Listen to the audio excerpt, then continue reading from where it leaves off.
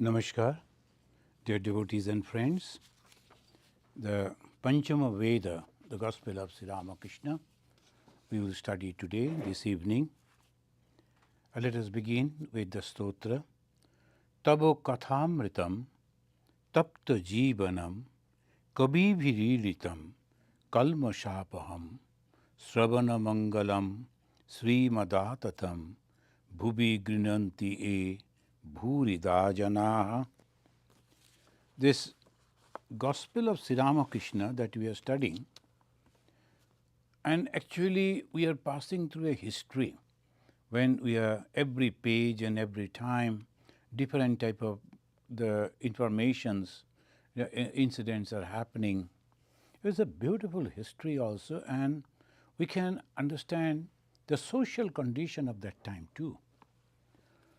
The India was ruled by the Britishers for 200 years, and very subtle way in our mind, the Indian's mind, it entered that they are the best people because they gave us the books, some philosophy, some big names, and we forgot all our ancestors. And our ancestors, they were very humble type, never wanted to the name and fame. So comparing with the aggressiveness of the Westerners, we were very humble. So the younger generation, that new generation, they started thinking, oh, that is, our people were not good. Britishers, the Europeans, they are perfect, they are good, and they know everything. And on the basis of that they were thinking, if you have read a lot of books, and if you can throw some names when you are talking, then you are a scholar. And you have every right to talk about God also, or deny God. So that was the situation. Master Mahashaya, as Bhagavan Sri Ramakrishna noticed that he was long back, he was in the group of Chaitanya Mahaprabhu. So that devotion was there. In this birth, he has come in the company of Bhagavan Sri Ramakrishna. And he used to go to meet the Dr. Sharkar and to report about Sri Ramakrishna, and slowly they became close and they started discussing about different other things. So Dr. Sharkar was discussing with him. We know that last time we discussed also that Dr. Sharkar commented about goddess Kali. Oh, she is nothing, the low caste lady, etc. Then Master Moshe, instead of being angry, he laughed aloud and he said, where from you got this information? He said, I heard about it. That means, as I was telling, if we notice, in that society, so-called educated society, they were all having some negative knowledge or negative thoughts about our gods and goddesses. A lot of criticism was there about the goddess Kali because majority of the people, even today, they cannot understand why the goddess Kali is like this. When you have seen the images, it's the dark color lady standing on a white Shiva, and they call he is her husband, and standing on the chest of the husband, and she is not having any clothings. She is from her waist, only the human hands are hanging, and from as a garland, the human skull. She is having a sword cutting the human head. So obviously, this is a very, very special type of explanation of the creation. But without going through that, without understanding that in depth, the people just see the image and then imagine and give some explanation, as Dr. Sharkar also gave. He heard from somebody. That means in that society they used to discuss about like that. including the family of Rabindranath Tagore. And they were also not at all happy that Sri Ramakrishna worshipped goddess Kali. The misunderstanding. Till today, many people I have met, they in the Hindu temple, all gods and goddesses are there, but they are afraid to keep the images of goddess Kali. It's a complete misunderstanding. And the God himself, in the form of Bhagavan Sri Ramakrishna, he took that goddess Kali as her Ishta Devi. Goddess Kali is the symbol of knowledge. And that knowledge is power for human being. That's why she is known as the goddess of power, Shakti Devi. Shakti, not the muscle power, is intellectual power, is a spiritual power. So that is coming that all, if we can understand the image, we will understand the human skull is nothing but the symbol of intellect, and it is precious. And that's why she is wearing every human skull as the garland. Of course, we could say why human? Because the head is the symbol of intellect. That is the reason. And when you have the intellect, you have the knowledge, and that knowledge should be translated into action. How? So the hands are hanging from the west, that means the creation.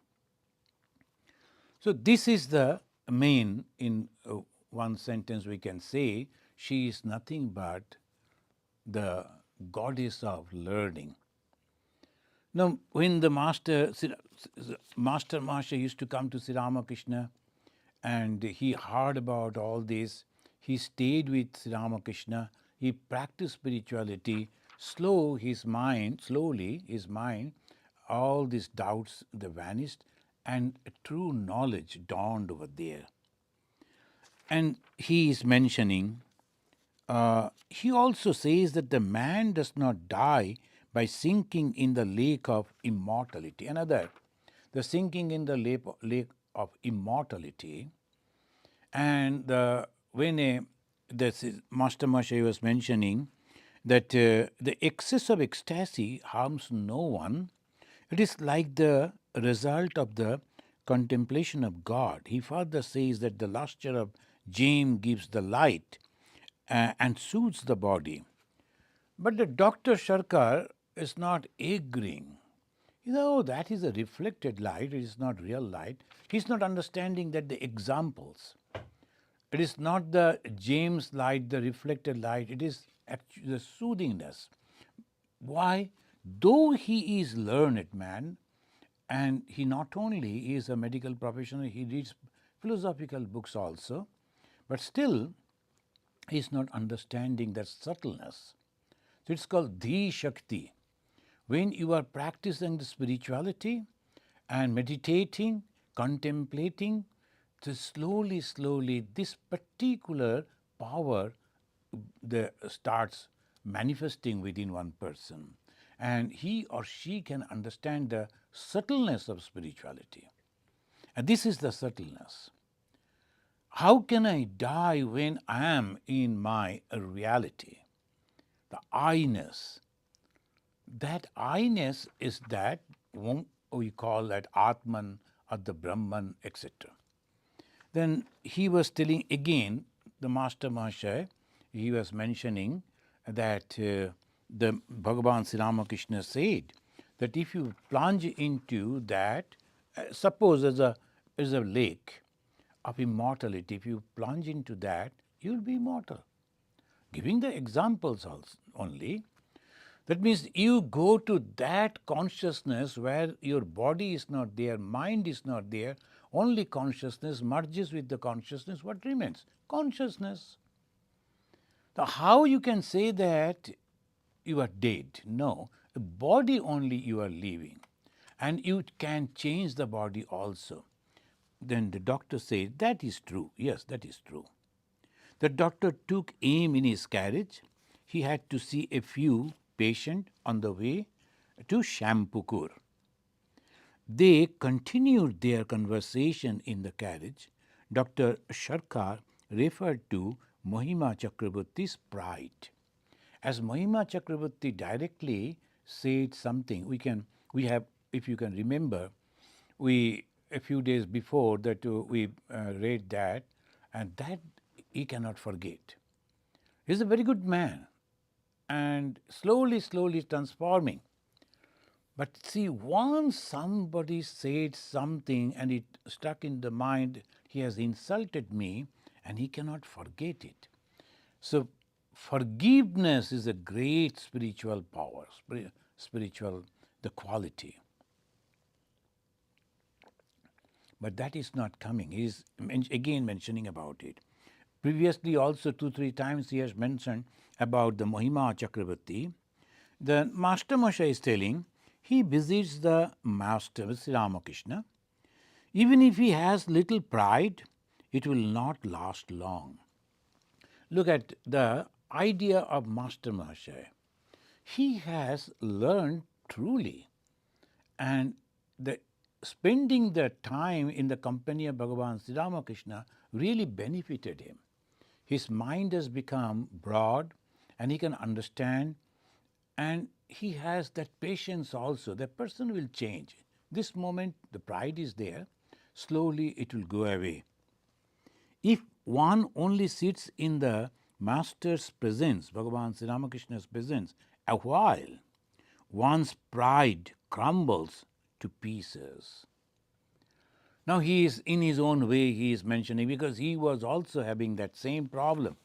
He was also thinking that I am the educated from Calcutta University, so I am a principal of a school, so that pride was there. But when Sri Ramakrishna talked to him, as because he is a true devotee, a genuine seeker of God, he understood that he is rebuking, scolding, but apparently he is truly meaning that I should get rectified. That is also the attitude of a devotee. If that is not there, then they will misunderstand the Swami, misunderstand the holy man, and they will never visit. Oh, who is he to talk to me like that? He doesn't know who am I. This is pride. And for the pride, he will never go to him again and he will lose the benefit.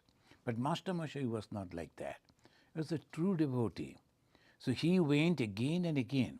And Sri Ramakrishna scolded. In the beginning we have read almost 3-4 times. He scolded him and varies with strong words.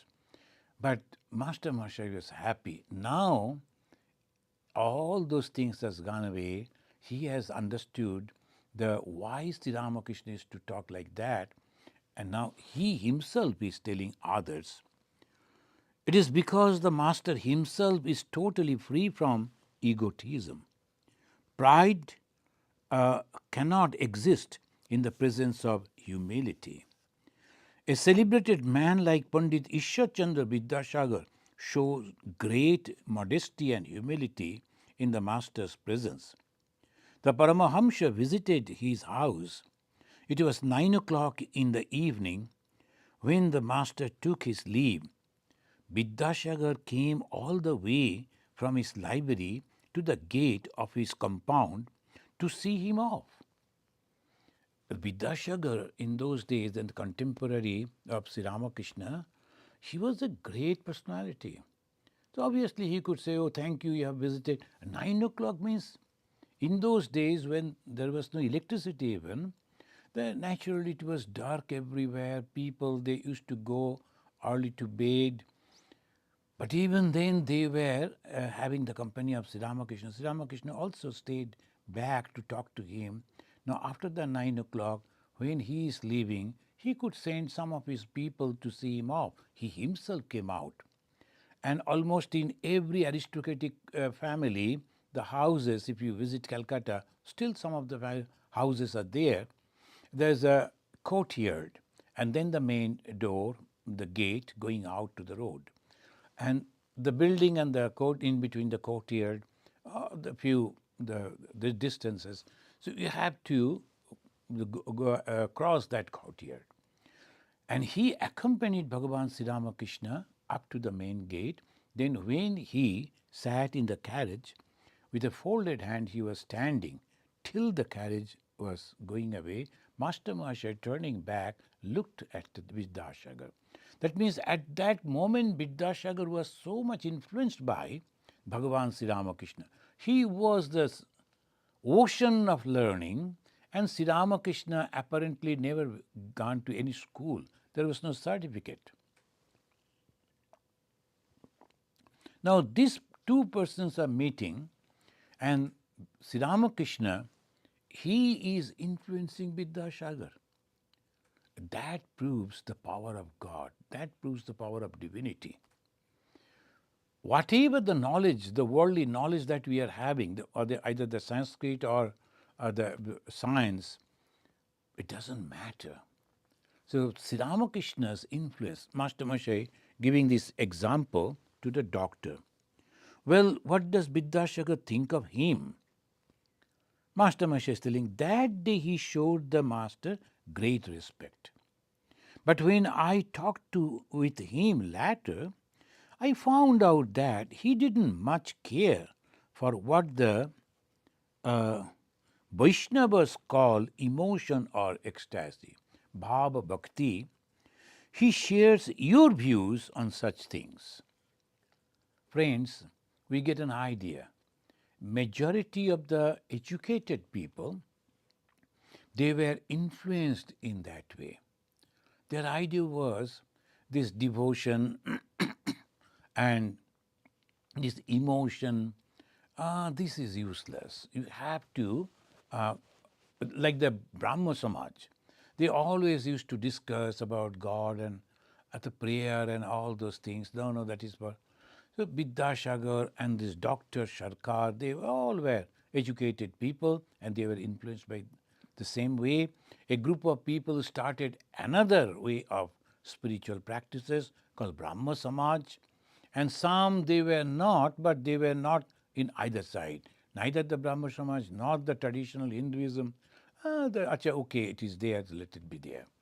So this is the way they were thinking. Doctor, he is also supporting. Neither do I care very much for any such display of emotion as folding one's hands or touching others' feet with one's head. To me, the head is the same as the feet. See, this is the doctor. As a medical man, for him it is everything is same. Is it everything is same? That this is the thing that he is just not liking this, touching the feet. But traditionally, why this culture developed? Even today, many people are there. They don't like to bow down or touch the feet of other people. Why should we have these? We are all equal. It is okay. But this tradition of touching the feet and showing the respect to the seniors, that develops a very good morality, makes the people humble. The senior people who lived before you and made this society as best as possible for them, and now you are coming, after them you are coming and now you are taking up the society, shall you not show your respect to them, a gratefulness to them? So this is the idea. Or the Shraddha, sometimes we say after our the relatives they passed away, we call it Shraddha, remembering him. The memorable the functions they will all do here in this country, in his memory there will be a meeting, people will be talking about him, and then afterwards little tea and snacks. We call it Shraddha. Shraddha comes from the Shraddha. That means we respect you. Whoever has passed away, so we are respecting him, remembering him. And that is the criteria, that is the main criteria to become a human, feeling for that. And he is, in a boastful way, he is mentioning, the doctor said, to me the head and is the same as the feet. But if a man think differently of the feet, let him do whatever he likes. So he said, okay, that he can So that broadness is there, let them do, but I don't believe in that. Master Maharshai, we know that you do not care for a display of feeling. Perhaps if you remember that the Master Sri Ramakrishna now and then refers to you as the deep soul. He said you yesterday that when an elephant plunges into a small pool, it makes a big splash. But when it goes into a big lake and you see hardly any ripple, the elephant of emotion cannot produce any effect at all in a deep soul. The Master says that you are a deep soul. When we listen to this, the way the conversation, the way the Master Maharshai is talking with the doctor, we really wonder. This is the man who was not knowing anything. Then he came in contact with the Sri Ramakrishna. He started visiting him. And wherever Sri Ramakrishna went at that time, it was hardly 4 or 5 years maximum. And he used to go and listen to the conversation and then used to write it down. Afterwards, he published this as a Gospel of Sri Ramakrishna. That means constantly he used to think about the Sri Ramakrishna, his words, and why he said like that. So discrimination was also there. By that way, he himself has become a missionary.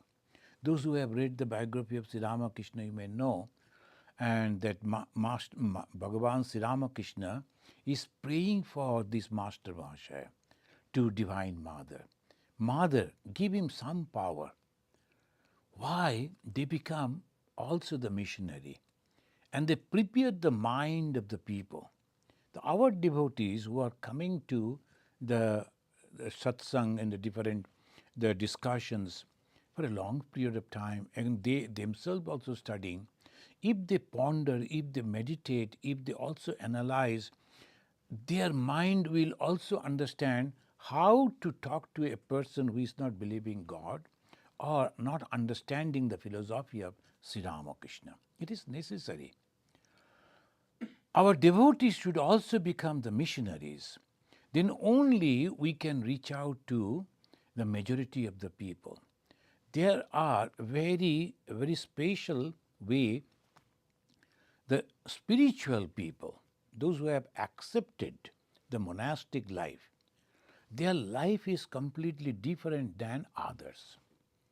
That is a very clear idea Bhagavan Sri Ramakrishna is giving.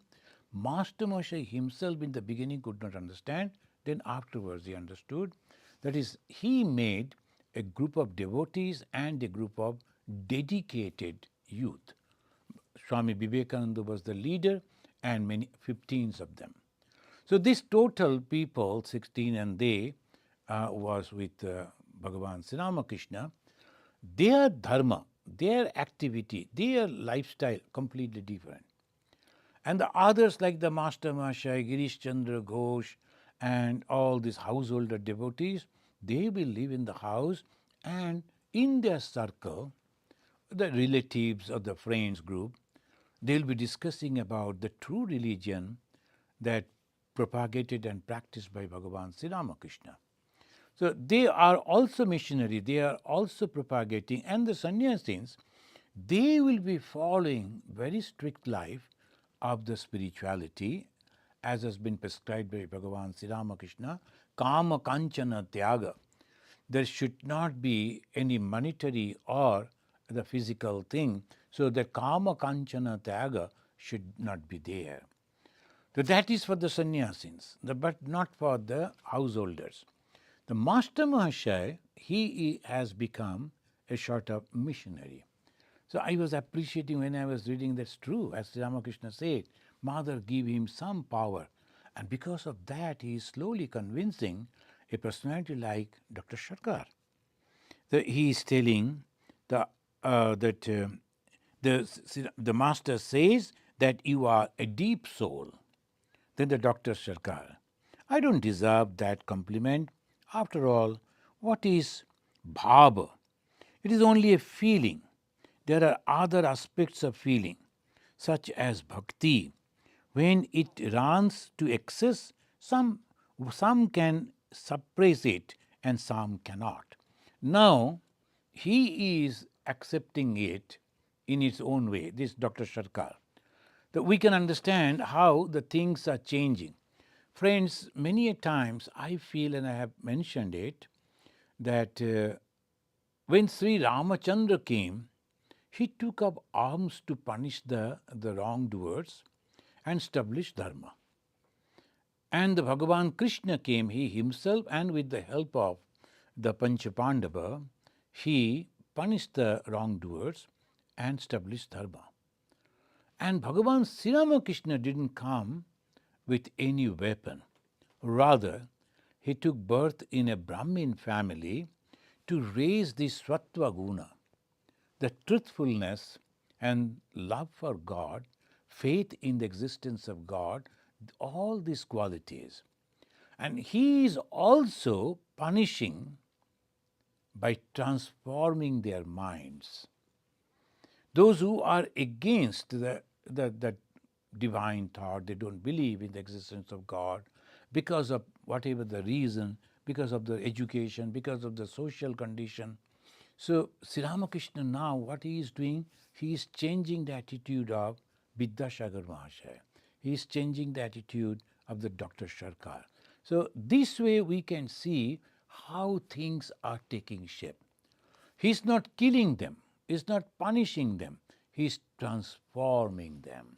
So this is the tremendous strong weapon of Bhagavan Sri Ramakrishna, who has come to establish dharma, the righteousness. He is developing a group of people who will be working for him, and he himself, as long as he was in the body, what he did, through his words, through his behaviors, he was changing the mind, the thoughts of the people. And sometimes he was strong also, we will come to know that Master, divine ecstasy may or may not be explainable. But said it cannot be denied that ecstasy or love of God is a unique thing. I have seen in your library the Stebbings book on Darwinism. According to Stebbing, the human mind is wonderful, whether it be the result of evolution or of spatial creation. She gives a beautiful illustration from the theory of light. Light is wonderful whether you know the wave theory of light or not. Now, again, we get a picture of the educated society. They used to read a lot of the Westerners' book. Now even there is a habit that if you cannot quote from the Westerners' book, that means you are not that way educated. So, whatever, there's nothing wrong in it. And he is the Stebbing, the L.S. Stebbing, he was a modern introduction to logic. Her book. There's a Susan Stebbing, is of December 1885 and passed away in 1943. And is a British philosopher and the first woman who hold the philosophy chair in the Great Britain. So that her book they were reading, it was there in the library of Dr. Sharkar. The Master Mahashaya, in this page, he mentioned the Vidyasagar was having his personal library, and Dr. Sharkar also is having a personal library. It means that in those days, the people, so-called that educated, I should not mention so-called, the educated, cultured, and rich people, they used to have their own libraries, a lot of books. But our books, the Indian, that Gita, Bhagavad, it was very rare, as because we were not having any printing press much afterwards that started in Calcutta, not Calcutta, little away from the Calcutta. Britishers started the printing press. Before that, they used to only copy by hand, and naturally our books were not very much available.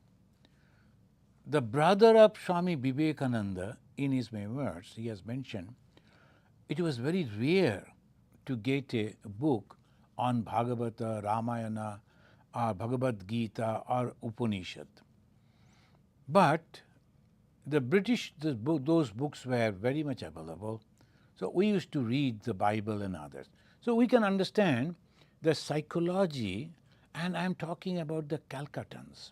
The Calcutta was then, the British time, the capital of India.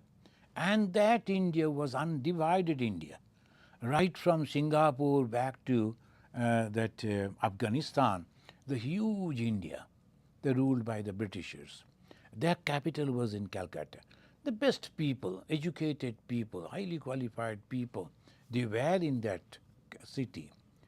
So obviously, these Indians that are living in the Calcutta, they were very, very qualified, cultured, educated. They were, of course, monetarily also well-off people. And they were the aristocratic society. So why I am mentioning this? Because we can understand how the Bengali society was. Mostly they were having their personal libraries and the collections, and they were very proud of it. Swami Vivekananda's father was also a voracious reader. He used to read a lot of books. Vivekananda himself was a very good reader, and he used to read a lot of books, and he read the philosophical books, mostly the Western philosophies, then afterwards the Indian philosophy. So that was the main society. These people, they were not illiterate or poor. They were cultured people, educated people, well-off people, and a little bit confused about the religion. Why? Because of the propaganda. Propaganda against the image worship of the Hindus. And then the Hindus, the traditional Hindus, they could not reply back. That is the reason confusion among the educated people. Bhagavan Sri Ramakrishna is giving the answer. He is slowly coming, and in different occasions he is mentioning about it. The God can be seen in image or without image. That is all is the wonderful the teachings. Now here he mentioned, the doctor says, yes, have you noticed further that the Staving accepts both Darwin and God? Darwin was very famous. Till now he is very famous. And in the 1809 to 1882 he lived. He is also a British geologist and biologist. And famous for his book that was published in 1859 on the origin of species. And his famous statement, survival of the fittest theory, that is the way they explained. But he never talked about God, Darwin.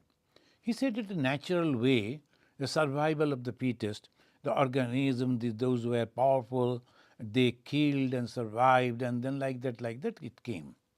But this lady philosopher, Staving, she is taking the Darwin theory at the same time also about the God. So it's the Dr. Sarkar mentioning, did you notice she accept the Darwin and also God? And that is Staving's acceptance. The conversation again turned to Sri Ramakrishna. Master Moshe, but with him the meaning of Kali is different. Now Master Moshe didn't forget that he, maybe jokingly, but criticized goddess Kali. And Kali, that Sri Ramakrishna used to worship, and naturally his devotees and followers, Kali is the Ishta Devi. And when someone, maybe that unknowingly, not knowing clearly, criticize, how they can take it? the Master Masha again they took up that discussion. I find that he is worshipper of the goddess Kali, but with him the meaning of Kali is different. Now, see how Master Masha is giving the reply. What the Vedas call the supreme Brahman, he calls Kali. What the Muslims call Allah and the Christians call God, he calls Kali. He does not see many gods, he sees only one God. What the Brahman, what the Brahmins of the olden times, why he mentioned Brahmins of the olden times? Because of the Brahma Samaj. They used to call themselves in that way. So Brahma Samaj was only hardly a few years before that was created. Raja Ram Mohan Rai and they started. So he says Brahmins of the olden times, at the time of the Veda, called Brahman, what the yogis call Atman, Bhaktas call Bhagavan, Sri Ramakrishna calls Kali. The excellent explanation. The Bhagavan Sri Ramakrishna himself said this, whom you call Brahman, I call Kali. The Kali is nothing but the consciousness manifesting. And in Sri Ramakrishna, one finds all the attitudes and ideals of religion. This is the words of the Master Mahasaya, the composer of the Kathamrita. See how clear his idea. That there is no ambiguity.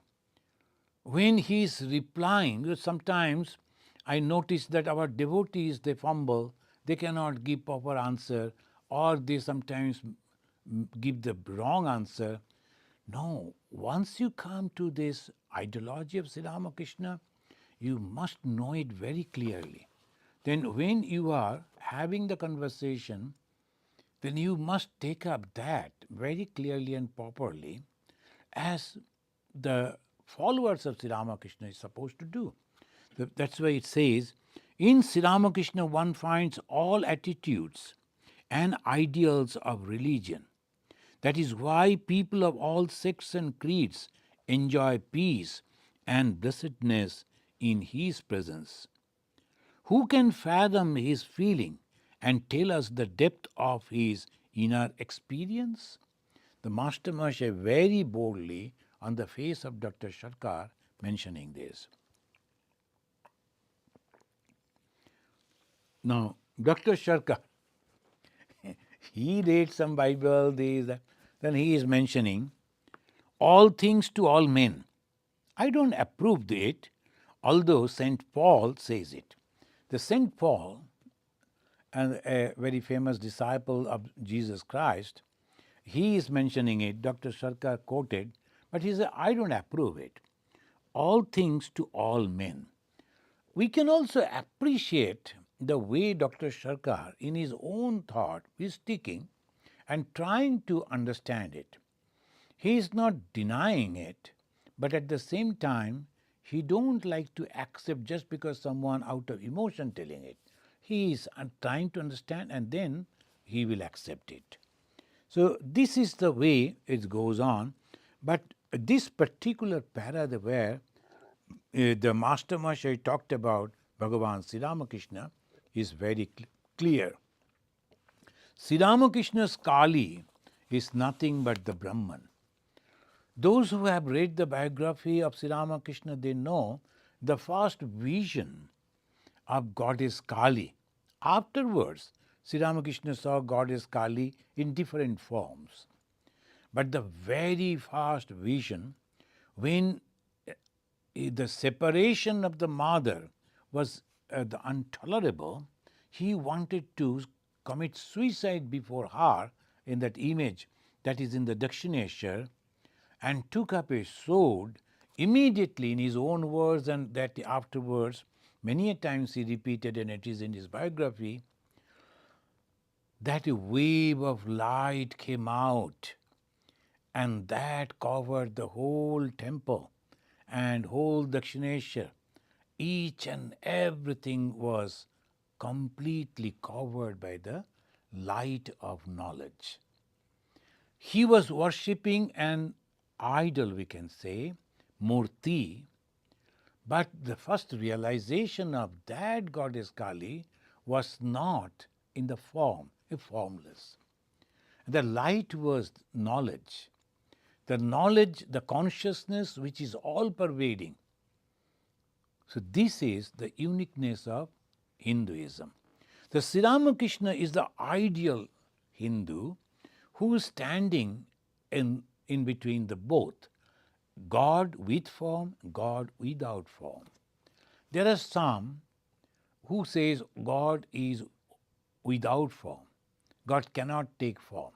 The moment they say that God cannot take any form, they are going against the God's supreme power. God is all powerful. We have to remember that. If God is all powerful, can he not take a form? It's nothing for him. He can simply think and immediately he can become like that. He can take the form of a human, he can take the form of a bird, because he is all powerful. Anything he can do. Just he will think and things will be taken shape and form. And if you are not believing that God cannot take the form, that means you are going against God.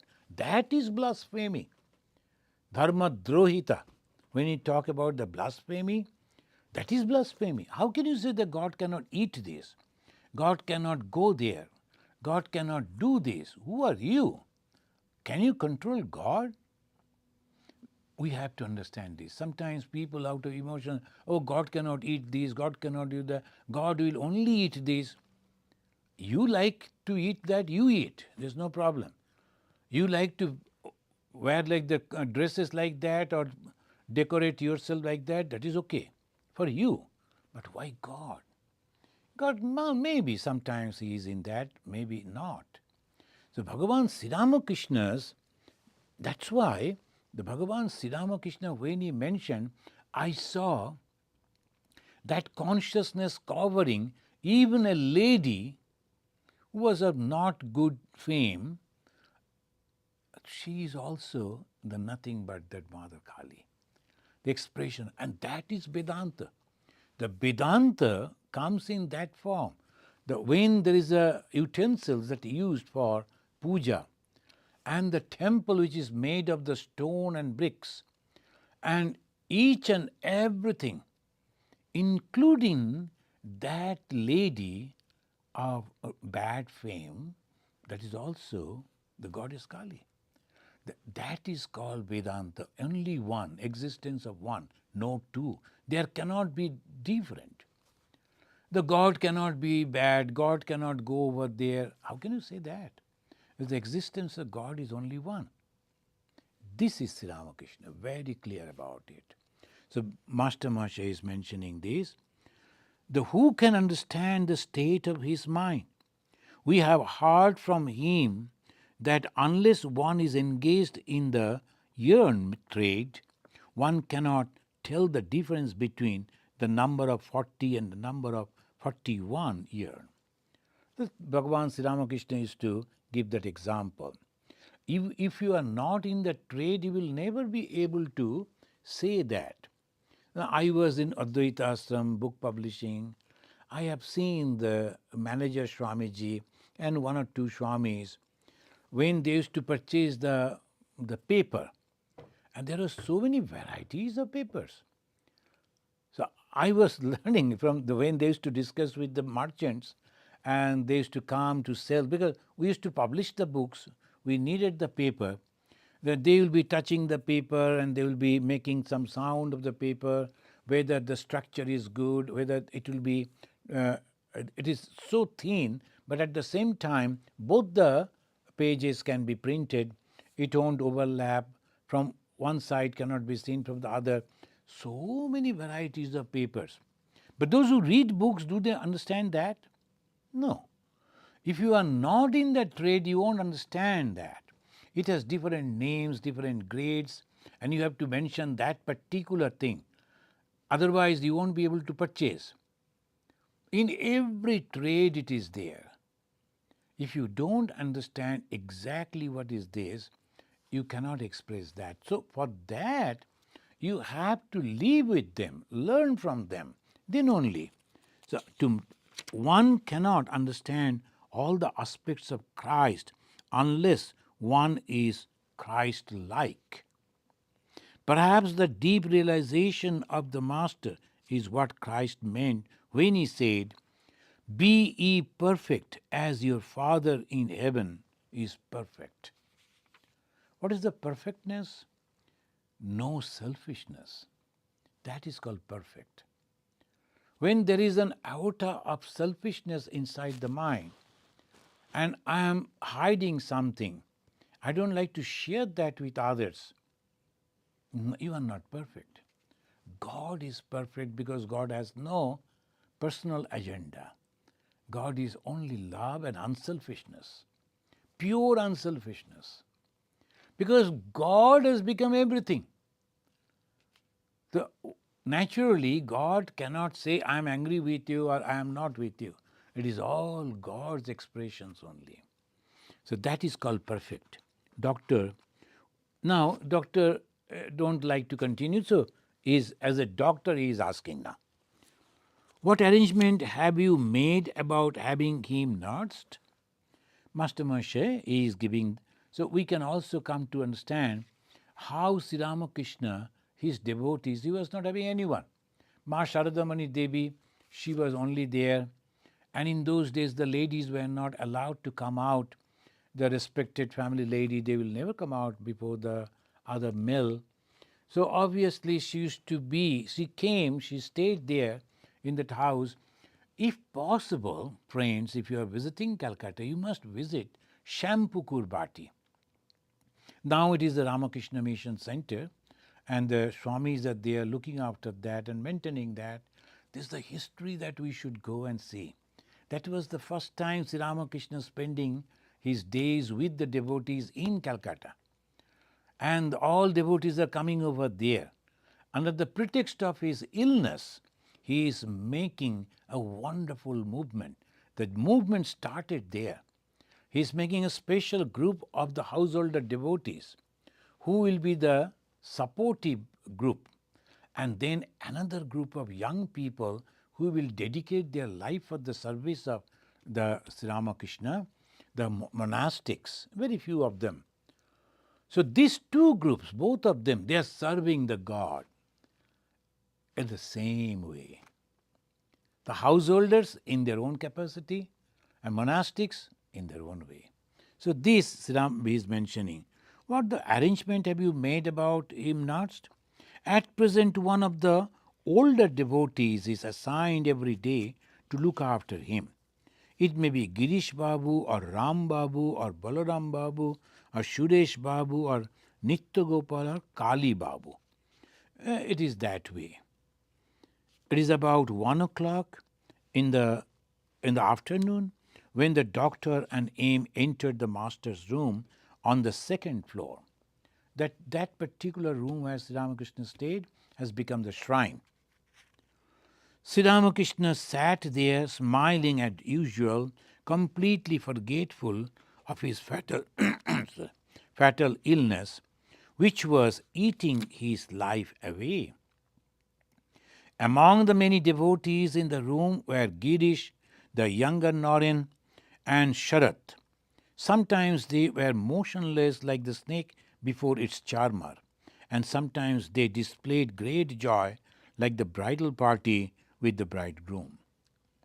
The doctor and Aim bowed low before the master and sat on the floor. At the sight of the doctor, the master said, laughing, "Today I have been feeling very well." Another very simple, just like the child. So he mentioned that. Then the master went on with his soul enthralling conversation. Sri Ramakrishna said, see, he never knew that the Dr. Sharkar and the Mahendralal Gupta, the master, they were having the conversation about the religion, about education, about the philosophers, and sometimes mentioning about the stabbing or mentioning about the Darwin. But when they entered into the room, Sri Ramakrishna picked up that subject and he mentioned there'll be what will mere scholarship accomplish without discrimination and renunciation? This is the uniqueness of Sri Ramakrishna. Whatever thought was there in their mind, immediately is to understand. So these are the two, they were having the conversation and almost like debating, but when they entered, without knowing hey, what you were discussing to, nothing like that. Sri Ramakrishna himself picked up this and he said, what will mere scholarship accomplish without discrimination and renunciation? Accomplish. They may be very good professors, they may publish books, they may be renowned philosophers, but they will never understand the truth. The philosophy that they are saying, the ultimate of all philosophy that gives to the creator, that they won't be able to understand. Why? Because they have not renounced and they have not discrimination. What is the discrimination? What is wrong and what is right? What is temporary and what is permanent? When we understand the temporariness of this world, then that's why the Hinduism, they made the society, every individual's life, and the four part. Suppose you are living, they accepted as 100 years as the lifespan of an individual. And the first part, that will be the brahmacharya, that means student's life. And second will be householder's life. Third will be retired person's life. Fourth will be a devotee as a sannyasi. So brahmacharya, garhastha, vanaprastha, sannyas, a monastic life. Last part. Why? But by that time you have experienced that this world goes on in its own way. Whether you are there or not, it never stops.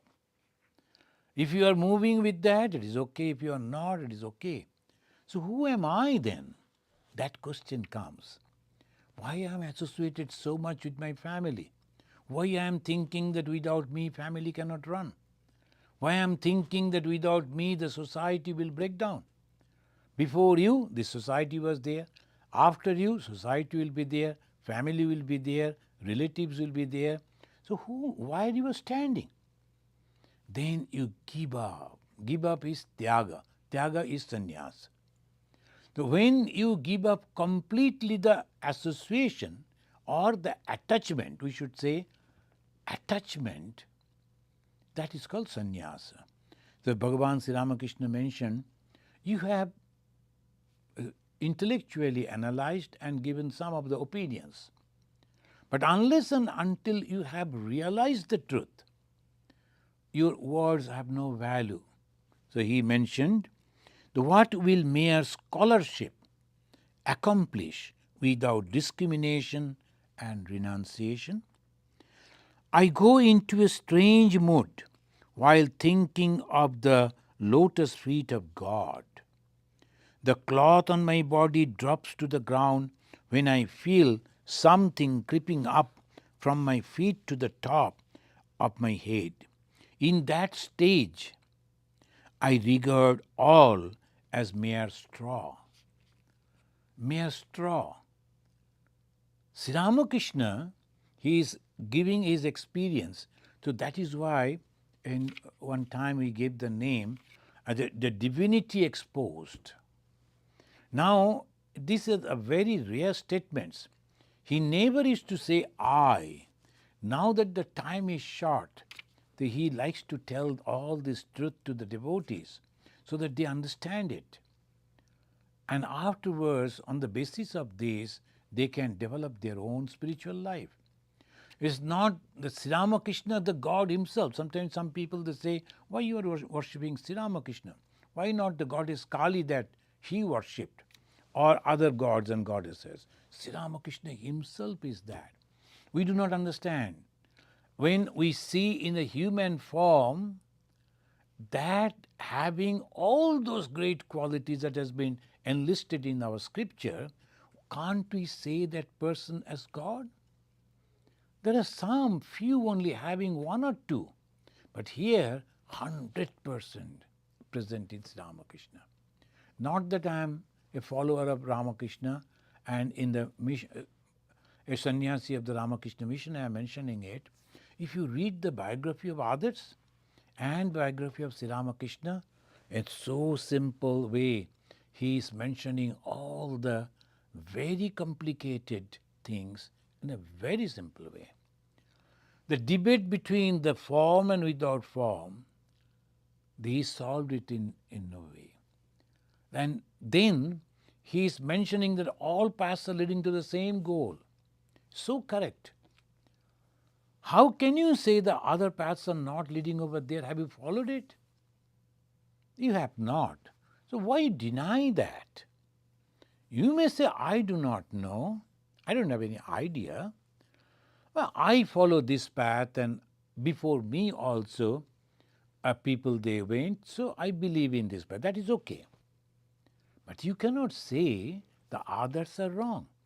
You know, friends, that is the reason we, the devotees here in Chicago, we have started one center in the city, Chicago city.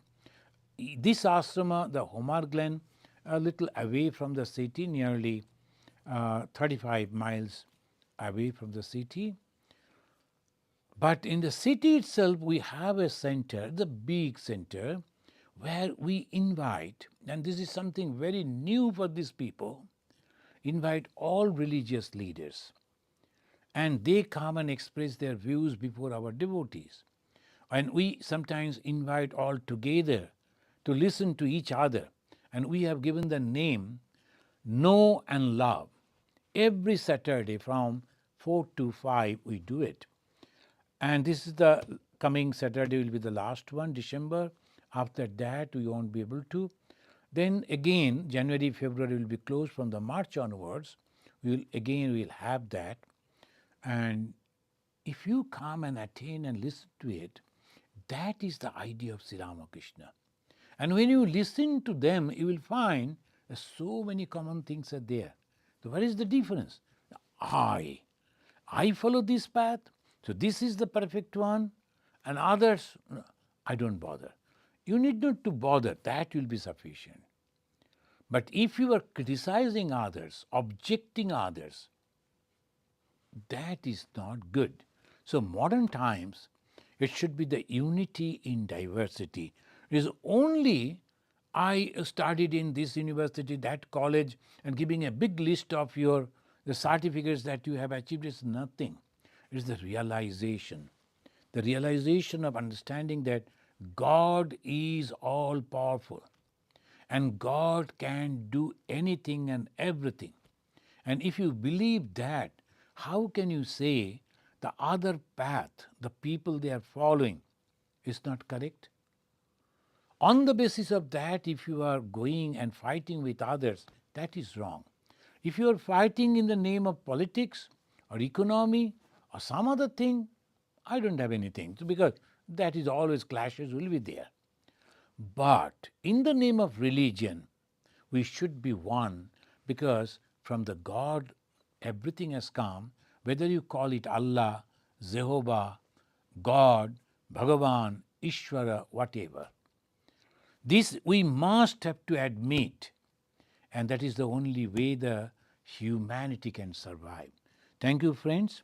We will start from this again in our next class. So the first question, Mona, it's a very long question. KAI. He is basically asking on fasting. So I will read all the three paragraphs he wrote. Sri Thakur once uh, was was asking some ladies for keeping fast and arranging some prasad and drinks before they perform the puja of Lord Shiva. First question: does it go against Thakur's wish that if we keep fast in Tithi Pujas or any auspicious days? Second question: there And are let me answer this one. yes, No, that is nothing like that. What he actually intended, those ladies, they came from far away place, and as per our tradition, the ladies, when they are going to the temple and meeting the holy people, they will be fasting, and in those days they had to walk because they could not pay the money for the carriages. So they walked, they got tired. And when Sri Ramakrishna was giving them some instructions about religion, they were dozing off. That's why the Sri Ramakrishna said it is better you must eat when you are coming to me. It doesn't mean that you need not to practice fasting. Fasting that we practice only to develop our mental power, because our body and mind wants to eat. But we should say, no, I am not. So I am developing my control over the mind. That is why the fasting. And in Sanskrit it's called upobasa. Upa means nikate. Upa means near. And basa means residing. So you are residing near God. It's not only fasting, not eating. Constantly taking the name of God, thinking about God, meditating on God. That is Kalupavasha. Thank you. Second question is, there are many rules for observing Ekadashi. How should we who have taken initiation from Ramakrishna Mission observe Ekadashi? The Ekadashi, Bhagavan Sri Ramakrishna said for that reason, so that you can follow it. See, it depends on your health condition. Suppose you cannot fast because you have some trouble in the body, you must eat, otherwise maybe sugar will fall and all that. That accordingly, it is not necessary for you to do that, you can restrain. And if your health is all right, you can try that. Why? Because by that way you can control your mind. But as I just said, only without eating and then spending time for something else, no, that won't do. Only not eating means you have to take the name of God. You are controlling your mind. You are becoming the master of your own senses. And you have to take the name of God also. Then only it is upavasha. Suppose you are feeling the headache, then you sometimes some people they ask, can I take a cup of tea, can I take a coffee, or eat little fruits? It is allowed, there is no problem. Thank you. Premalata is asking, how can we avoid the mind? How can we avoid the mind to not wander during meditation and japa? So you know that it is better that if you are all alone, there is no one, then you can chant the mantra with little sound so that you can hear the mantra. Then when you are uttering the mantra and you are hearing the mantra, you should be alert that the pronunciation is perfect and the meaning of the mantra. By that way, you can avoid the wandering of the mind. And if you are not practiced in this way, few months if you practice, but you are alone, if the other people can hear your mantra, you should not do that. You should say in such a way only you are listening. And the second is, imagine those mantras written in light, as if in the light their mantra is there, and when you are uttering you can see those mantras, those letters. That way also you can control your mind. Thank you. Arijit has a long question. The topic is finding faults in others. So he's asking, I have one question. Holy Mother has shown us the path of attaining peace by not seeing fault in others. But in today's life, no matter how hard we try in workplace and society, even in the company of devotees, it is almost unavoidable to see fault of mine and in others. How to train our mind to overcome these hurdles? Do you remember what she said, Mother said? Mother said, if you want peace, don't find fault in others. If you don't want peace, then go on finding fault with others. But finding fault means, as a father, as a mother, as a guardian, if you are seeing that the children under you are not doing properly, behaving properly, studying properly, If you rectify them, that is not fault finding. It is rectification for the betterment of your students, for the betterment of your workers. If you are rectifying them, that is not fault finding. Fault finding means you don't see anything positive in that person because you don't like that person. So whatever good they do, you always go, no, no, they're bad, this, that. That is bad for you. Fault finding and rectification we should not mix up. Mother never said that. When a mother is taking care of her children and scolding them and guiding them, that is not fault finding. That is a rectification for the betterment of those children. When a teacher is rectifying the students, that is not fault finding. When an administrator is asking the subordinates to perform the work properly, that is not fault finding. It is rectification. Don't mix up the rectification and the fault finding. Fault finding is a completely, it is like a disease. You cannot see good in others. Oh, that will totally destroy your spiritual practice. Thank you. Okay, friends, so wonderful questions. Now let us chant this mantra and we conclude. Niranjanam nityam anantarupam bhaktanukampa dhrita vigraham vai Ishavataram paramishamidyam tam Ramakrishnam shirasa namama. Om Shanti Shanti Shanti Harihi Om Tat Sat Sri Ramakrishna Arpanamastu.